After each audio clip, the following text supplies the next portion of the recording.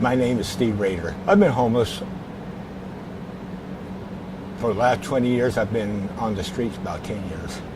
I was running away from my problems. Something happened at an early age of my life, being a molester when I was 7 years old. I took the 50 cents from my mom in the closet. I ran to the store down the block, and there was a guy there that I know every week when me and my dad went to the store. So I talked to him, and one thing after another. I went over to his house like a dummy. And how did that manifest in your life to make you homeless? It's mostly as a guilt by stealing, not to listen to my mom and dad, because they always told me, do not go to the store by yourself, and I did. And was it the depression that caused you to be homeless? Tell me about that. Depression. Basically, it was depression. I didn't know who I was for a long period of time. And why was it a struggle for yourself to stay clean? What drugs were you dealing with? Oh, I would, back then I was dealing with coke. I was dealing with crack. You name it, I done it. Yeah. And what were you self-medicating for? I was feeling guilt. I was feeling hurt. I would think it was my fault because I let all these things happen to me. I mean, it was mostly guilt. And were you homeless alone, or did you have people with you? No, I had my family, kids with me.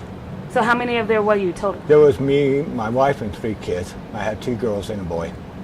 And they grew up homeless on the streets with you? Basically, yes.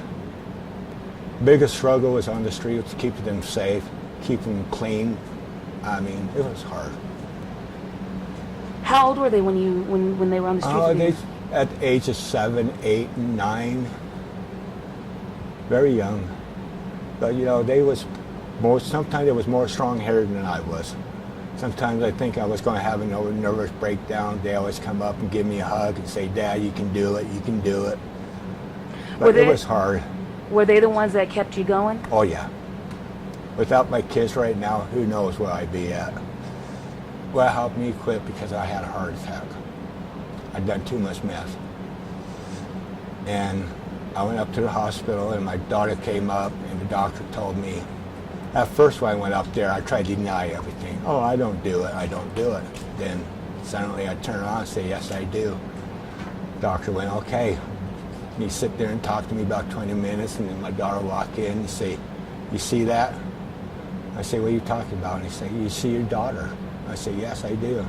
He say, you want to see her in 6 months? I say, yes, I really do. I want to see her graduated. I want to see her walk down the aisle when she graduates from college. I want to see my grandsons. You see, if I keep on doing what I was doing, I want to make it past 6 months. And I believe him. And that was what chose you to quit on your own? Yeah, that would make my choice. You know, you do love your kids, do it, quit. And so how did you get to Housing First program?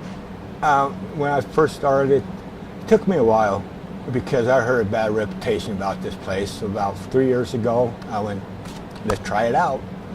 So I'm down here, and I've been clean and sober for 2 years. And how has this place helped you stay clean and sober? It's not this place, because I don't want to let Matt down. If it wasn't for Matt at the road home and half these caseworkers, without them, who knows where I'd be at, because they really support me. And where are you working now? Tell me about all the successes in your life. Okay, I'm working for an Easter Seal program. If for 55 years and older, I work 40 hours every 2 weeks to help me, get my training back. So when I will go out and get a real job, I can go on an everyday basis.